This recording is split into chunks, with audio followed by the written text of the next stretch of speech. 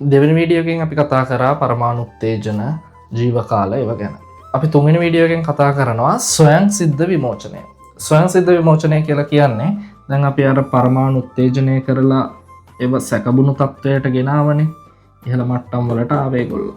මේ ඉහළ මට්ටම් වලට ආපු අය ඒගොල්ලන්ගේ ජීවකාලය ගොඩක් අඩුයි කියලා මම කිව්වා. 10 ඍණ 8යි තත්පර වගේ කියලා කිව්වා. හරි.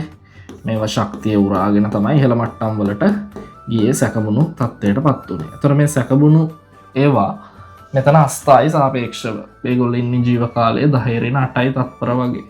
මේවා නැවත මොනව වෙනවද? පහළ මට්ටම් වලට එනවා. සාපේක්ෂ ස්ථායි මට්ටමට භූමි මට්ටමට එනවා. එතකොට මේවා මේ ක්‍රියාවලිය සිද්ධ වෙන්නේ ඉබේ. ස්වයං සිද්ධව. එතකොට මේවා විමෝචනය කරනවා විකිරණ. මේ විකිරණ විමෝචනය සිද්ධිය වෙන්නේ ස්වභාවිකව. ඒක අපිට බාහිරින් පාලනය කරන්න බැහැ. ස්වයං සිද්ධව තමයි සිද්ධ වෙන්නේ. ඒ නිසා මේවා වැටෙන වෙලාව අහඹු ලෙස තමයි සිද්ධ වෙන්නේ. ඒක නිසා මේගොල්ලොන්ගේ දිශා කලාවන් මොකද්ද? වෙනස්.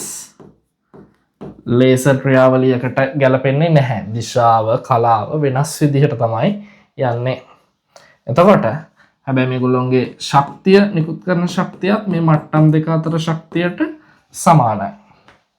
මේකට අපි කියනවා ස්වයං සිද්ධ විමෝචනය කියලා. එතකොට මේ ස්වයං සිද්ධ විමෝචනයෙන් නිපද වෙන මේ විකිරණ ආලෝකය කියලා හිතන්න. ඒක අර සාමාන්‍ය ආලෝකය, සූර්ය ආලෝකය, ඉටිපන්දම් ආලෝකය, ටියුබ් ලයිට් වල තියෙන්නේ මෙන්න මේ ස්වයං සිද්ධ විමෝචනයට අදාළ ආලෝකය තමයි තියෙන්නේ.